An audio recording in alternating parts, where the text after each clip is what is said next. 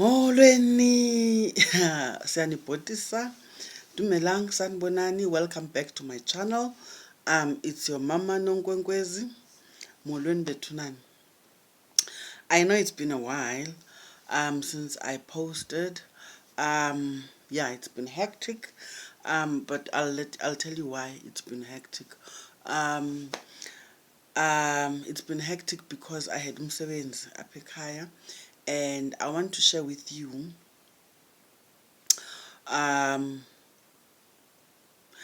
okay, the umsebenzi that we had is what I want us to talk about. Umsebenzi wenguqulo. Yindoni ukuguqula, ne? I want to share my experience or our experience as a family, my experience as igqirha, having had lo msebenzi, and what also led up to lo msebenzi. I'm sharing this story because I've always, I think most of my videos, I emphasize how important it is, you understand, ukubhatala amatyala ekhaya, ne? Amatyala as in appeasing our ancestral spirits. So yeah, we had umsebenzi wenguqulo, which started last week Tuesday and ended on Sunday, this past Sunday, which is why I was absent, from YouTube or any other social media platform for that matter. So yeah, it's been hectic since Sunday. No, Tuesday. Amagqirha arrived and they left on Sunday. And after they left, I just had to take a whole day of Monday off. I only started working yesterday, which is Tuesday. And you can imagine, it was just after the Easter weekend. And if you are, following the Easter weekend, I was in Port St. John's. Ne? Remember, I did say I was working in Qumbu that week, and part of umsebenzi wakuqumbu wayosikhuphela Port St. John's. So the whole week, week before last, I was also working ndisebenza kuqumbu, where the terrain was so bad, the walk to the river from Ilali lebesibuyo kuthiwa akuphina enyanisweni. It's a slope basically, uyehla kuyatyibilika, whoa, and ke for umuntu ongakangami, you understand. But sometimes the terrain does not matter, because if you are the one leading, you have to be there. So it was that difficult, I was tired, but the date was set for the I think it was the 6th for the arrival of amagqirha, because we hired igqirha, you understand. Where did it all start, and what is inguqulo, by the way? Inguqulo is umsebenzi where ikhaya feels ukuthi kunabantu abangaphandle abangangenanga, ne? Abantu abadala basically, whom it is mostly siguqula, mostly those that most probably died far away from home. We don't know where they are buried. Some died as mine, you understand. Remember those days when people used to work in the mines, and when mines were not as safe as they nearly are now. Badilikelwe ngumgodi. Some died ezimfazweni. Our aunts, some of them were married but not properly married. Laa nto yokuthwalwa ungalotyolwa, ungalotyolwa, and then ubhubhele emzini, you understand. Ithambo lakho lingaze lingcwatywe kokwenu, uyayiva ke ngoku.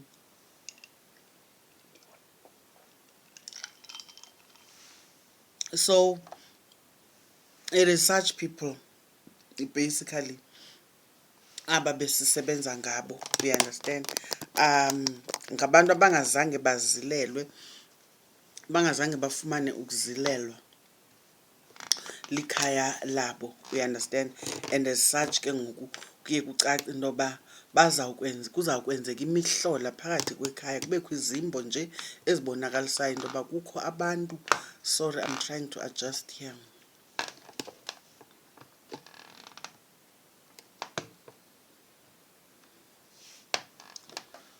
Hey. Kubekho nje izimbo ezibonakalisayo into yoba kukho abantu abangaphandle who are not with us. As you would know, generally when one of us dies, especially otata bethu abantu abangamadoda, siyabakhapha, kubakho inkomo yokhapha, kubekho inkomo yobuyisa.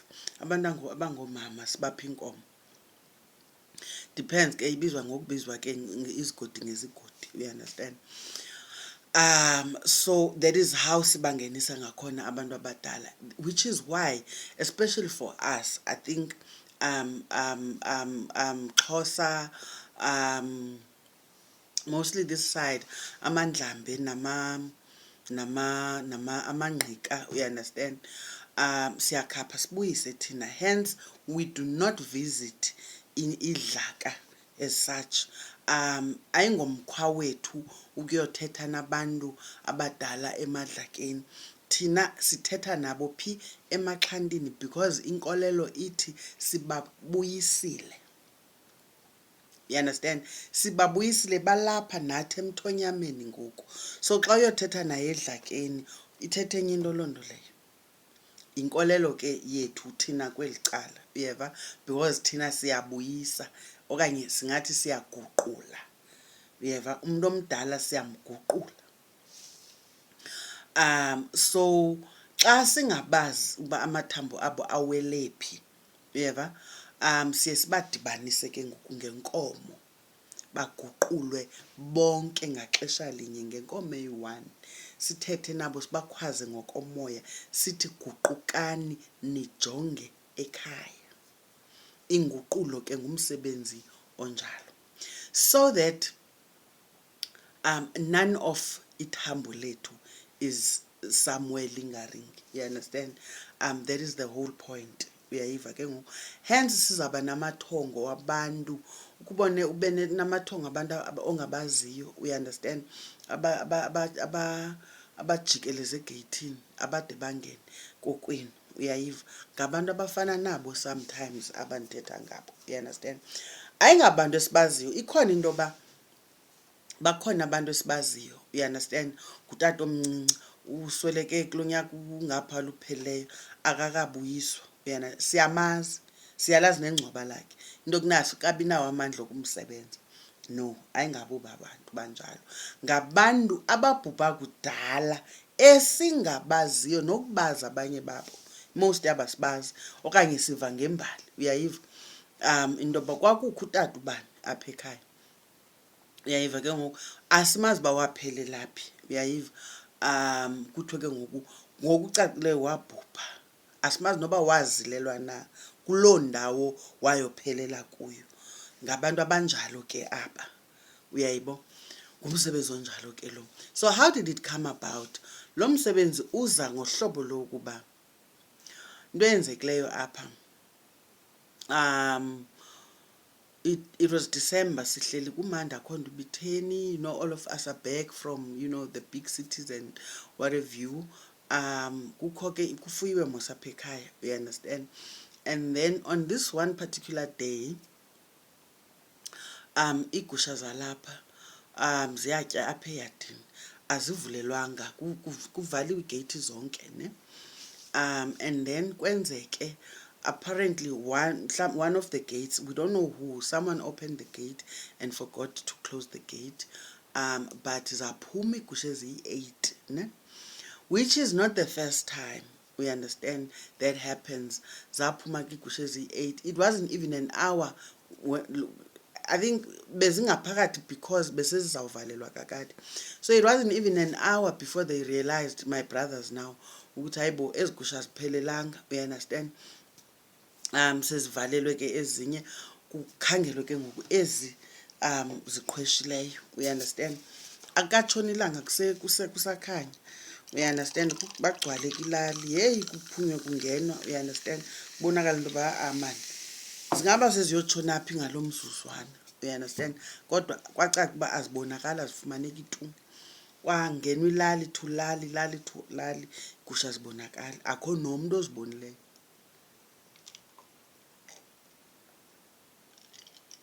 Sorry. Sisakhokha amandla, siseli energy drinks ngoku. Ngoba amandla awekho. Kunzima. Imizimba idubekile. So, for about 3 weeks, we are wondering what could have happened. You understand? And then, during the course of that, I had itongo, ne? Utamkhulu wam ukholekile. He is not someone that comes through emaphuphen every other day. You understand? If ufikile, it's an event for me. Uyabo? So ufikile utamkhulu and unxibe uniform. Yabona zo uniform zamajoni aseNgilani. You know those British soldiers. Yabo? If you watch The Crown, is it The Crown or The Queen? The Queen or The Crown? I don't know, but on Netflix, unxibe eza uniform, ne? And bambe ngesandla sishushu, futhi isandla sakhe.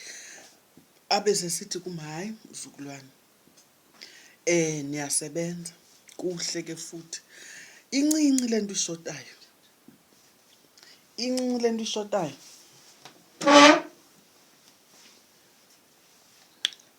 Athi, kule nto yenzekileyo, hambani thathani iintonga niye egqirheni.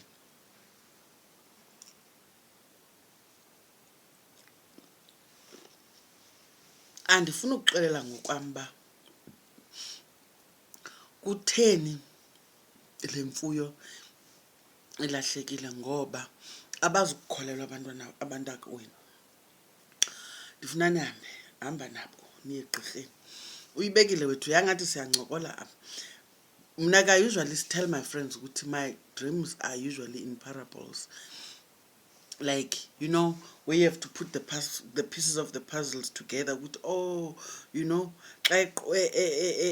flatele, it usually means kanje. Mna andinalo la thongo li straightforward.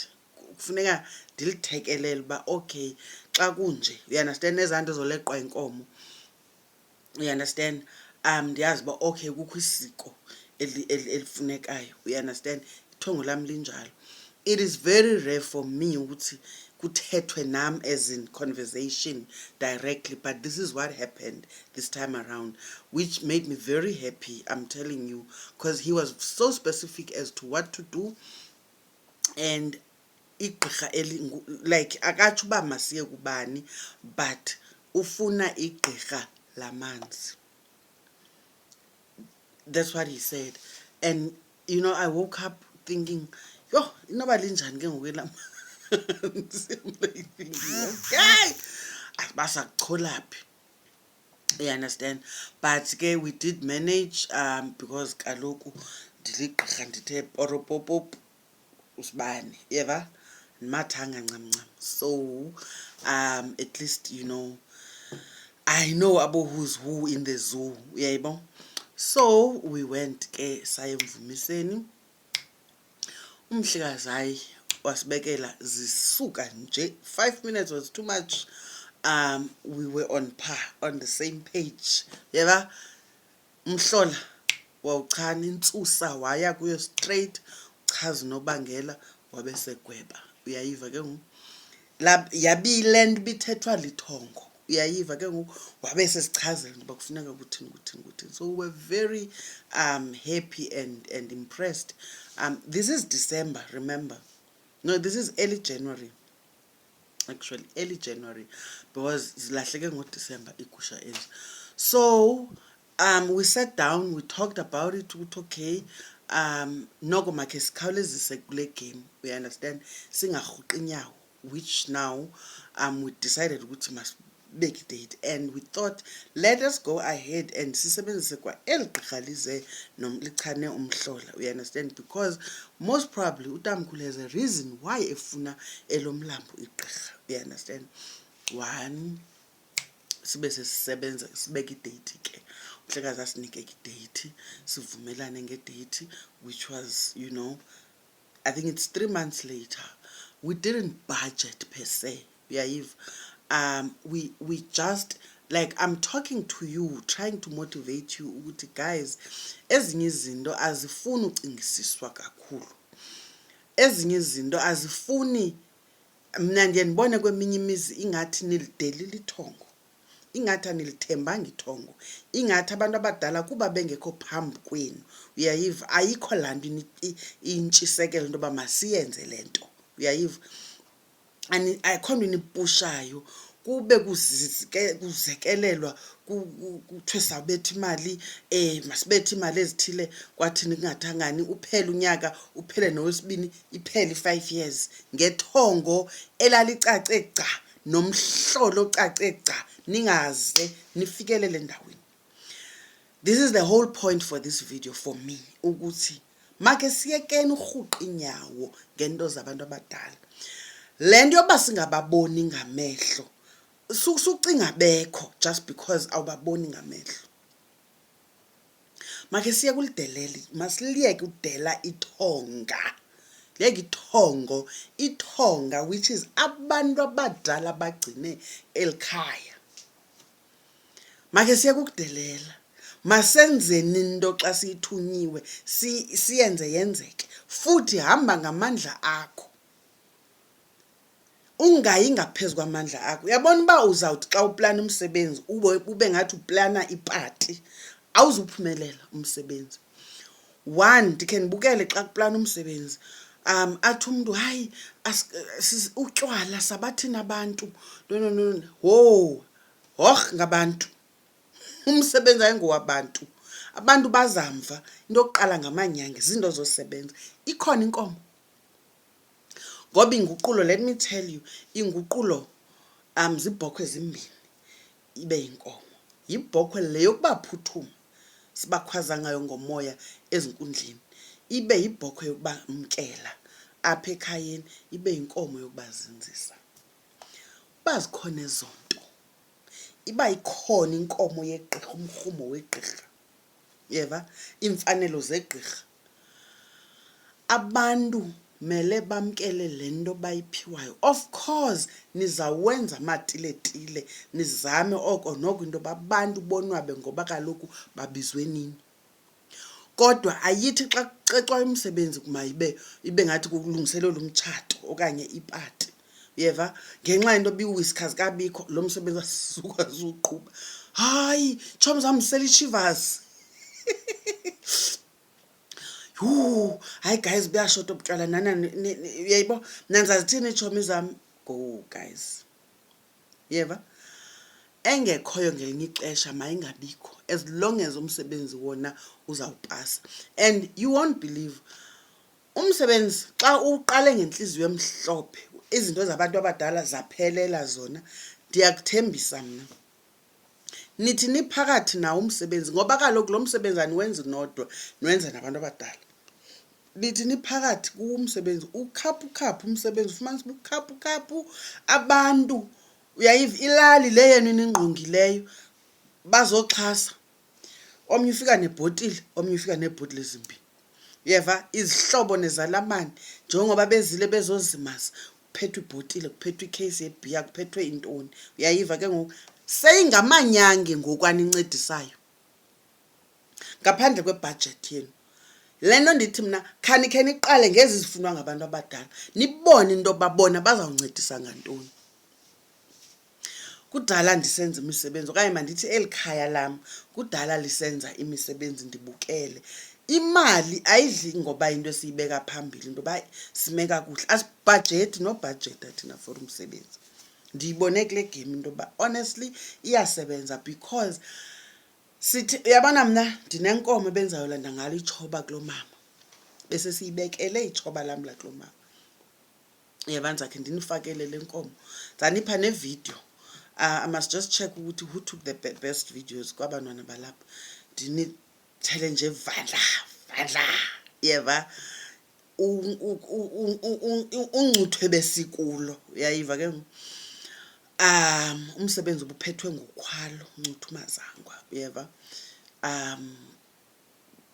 ekhelihle lasebhofolo ndizama ukuthi ibiyilo nkomo saguqula la nkomo ngoba ndithi ithoba lakulo mama ndingalilanda nanini na uyeva makhe kuqalile mna ndiyaphila uyandiva ndisenophinda ndizilungiselele into yoba ndawuyenza nini inkomo yam yakulo mama iibhokho ke ngethamsanqa zihlala zikhona apha ekhaya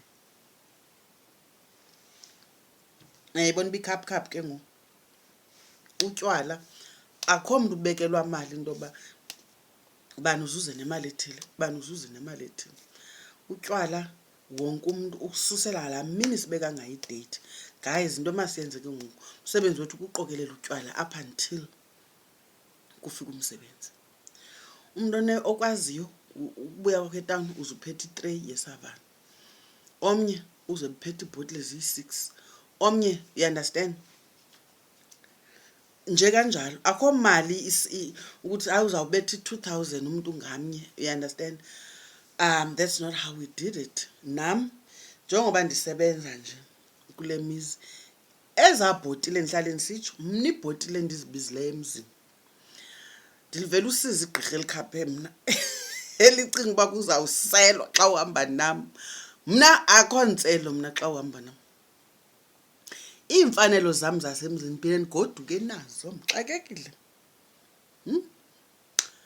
ndinamatyala and amatyala wapheli mna gqirha amagqirha nawo uphelela kulaa bhotile besisamkelwa ngayo ndindixokisa leya besisamkelwa ngayo uba siphinde saphiwa ke mhlambe yobuthisa siphiwa likhaya hayi ke kodwa zonke ezinye goduka nazo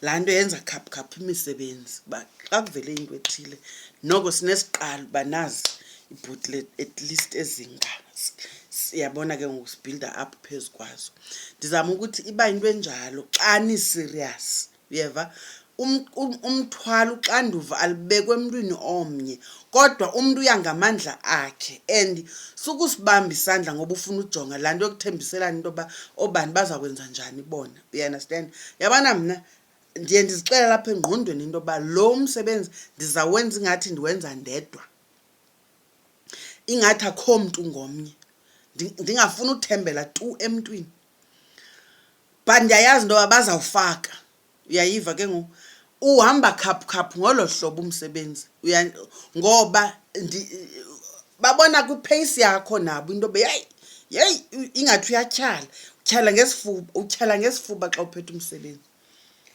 batsho nabo bahambe ngale pace yakho ithi sondela laa date seseniyabona uba nime kanjani yebo so ndizama ukuthi yinto enjalo ke bazalwane masilungiseni amakhaya ethu you understand otherwise xa ndinokubalisela ihlobo bekukuhle ngalo kungekho nto ndithi ndixele uba mna lo mfo hayi ke xa ndibuza into yoba nibangaphi ndizawuzothatha abantu abangaphi wathi plus minus 15 thwala izandla entloko ndikukufa mna amagqirha ndiyadikwa ngamagqirha wathi hayi ndiyawathanda mna kaloku bazawuqasha ikhwantam dibane nezo nto mna but anyway ukubone ligqirha elidingiweyo sawukwenza oku kudingwa nguye uyeva afika nyhani amagqirha akhe ndixela uba ngamatshoba ngoonotshoba bebeyi-7 ngaphandle kwakhe uyeva ibe ke ngoku ngabahlekazi hayi abakhange baphelele kulaa 15 baye befika ngofika ndixela into yoba amagqirha belapha ebeyi-32 imagine ukutya okuphekwayo every day uyayiva but into endiyithandayo iibhotile zakhe uzibiza up front mos into yoba mna ndisebenza ngeebhotile ezithile so abahlekazi bakhe baxhomekeke kwezaa bhotile akho nto aphinda ayifune kuthi eyibhotile I liked that about him ndithi ke kuyiloo nto ke but abahlekazi bakhe bakhaphukhaphu uyabona abonqeni shemizi aram kuyasetyenzwa ndizama ukuthi nelali umdla obunayo ngoba kukho la bhokhwe itshelwa engetheni. Ndixela into yoba kwayilondo we camping kumandi njengoba sikhe silale manyani xa siye engetheni. Uthe yena akaboni need yeseyili because akayiboni nento ezasilalisa sisengetheni. Ndixela into yoba khange kulalwe sihleli emlilweni sisitya ingevu nengoma, uyeva ingevu tshare kaka umandi ngamagqirha ngapha ngabantu abamnyama kowabo umlilo, uyeva. Kutyiwa inyama kumandi, laphuma ilanga saphuma sahamba sayohlwayelela, uyayiva ke ngoku into entle yasemhlabeni. Ndizama ukuthi wamhle umsebenzi, ubonakala into yokuba akukho nto inemikhinkqi, uyeva.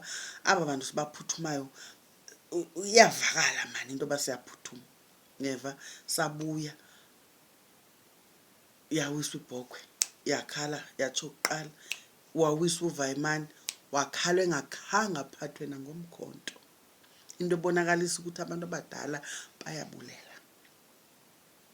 Imiqondisenze eyenzeke emveni koko ingaphaya kokuqonda. It's just that ke ezinye izinto andifuni ukuthi yonke into, uyanderstand. Zama ukuthi guys, makusetyenzweni emakhaya masiwasebenzeleni amakhaya ethu, masingajongi komnye umntu. Wena kanye wena lubukele le video kuluxanduva lwakho, sukuthi ndimncinci, sukuthi basaphila odabawo, hayi usaphila utata omncinci. Luxanduva lwakho ukulungisa amatyala akokwenu. Xa amatyala niwalungisa indlala iyasuka eziko. But I've always said this, ukulungisa amatyala should not be a transactional ntontoni, you understand, ukuthi sizawukwenza ukuba nani nizasenzela, you understand. Don't have any expectations xa usenza umsebenzi into hayi yabona ke xa senze lo msebenzi njengoba singayifumani umsebenzi, njengoba singatshati kumele uba ke ngoku. No, have no expectations whatsoever. But I'm telling you, mna what I've seen is, as umntu owasebenzileyo amatyala kokwabo for a while andikayiboni indlala. I'm broke right now, like literally broke. Akho account ndingayiqongqothanga because kaloku ufuna abantu bonwabe, you understand. Ufuna abantu baxole, sebekhona ke ngoku ubabizile bagcwele balapha, uyayiva uthi wawujonga uqonda ya kugoso kwaphukayo and imele igosi belephi esandleni, uyayiva. Ndixela amagqirha amangaka ngoku sowubanikile iimfanelo zabo uthi wawujonga umsebenzi wabo omhle. Ndiligqirha, uyeva. Xa usemzini umnqweno wakho into yoba abantu basemzini baxole ngomsebenzi obubaphethele wona. Ngoku naba bantu basemzini naligqirha lasemzini lizosebenza apha ekhaya, uyayiva ke ngoku. And ndiyaziva uba ndixolile, nekhaya lam ndiyaliva xa lithetha into yokuba lixolile, uyayiva ke ngoku. Noko mandibabonakalise le nto nam ndidla ngoyiboniswa kweminye imizi xa ndiyosebenza, makhe ndibenzele, uyeva. Ufakelele mani, ufakelele nangaphezulu babe becelile, uyayiva. Ndizama ukuthi ihamba olo hlobo le nto lena. Igqirha elingawasebenziyo amatyala kokwalo uyaxoka, usezawuhamba uhambe uxinge, uzawuthi uyokhalisa inkomo, uyowisa inkomo emzini. Ngekho uyoguqula emzini ungaguqulanga kokwenu. Usebenza udadobawo wakomnye umzi kodwa wako kwenu umshiya ngemva, never. Igqirha liyawasebenza amatyala. Uzibona amagqirha ephethe amatshoba ngayi-3 ngayi-4 kungenxa yoba lo mntu lowo unetshamba loba kaloku yena uwasebenzile amatyala kokwabo. Xa kusithiwa Masiye eMbo mayengaphelele engomeni, Masiye neMbo manyani. Ukuyembo kukuthini? Kukuhamba iinkundla zabantu abadala. Makhe siyobaphuthuma, sihamba ingethe, sihamba elagcwabeni, uyeva. Iinkundla zabantu abadala, sikhwaza abantu basekhaya ngendlela efanelekileyo. Sibuye nabo size emakhaya ukuze kufudumale kula makhaya ethu, ukuze xa sithetha sive mani into yoba sithetha nabantu befile nje basathetha. Thank you very much for tuning in. Continue subscribing to my channel. Yeah, keep on liking, sharing the videos, and your comments as well. Yeah, ndizokhe ndizame wethu ndifake nenye ne because ndinomdla namhlanje. Thank you very much. Bye. Ciao.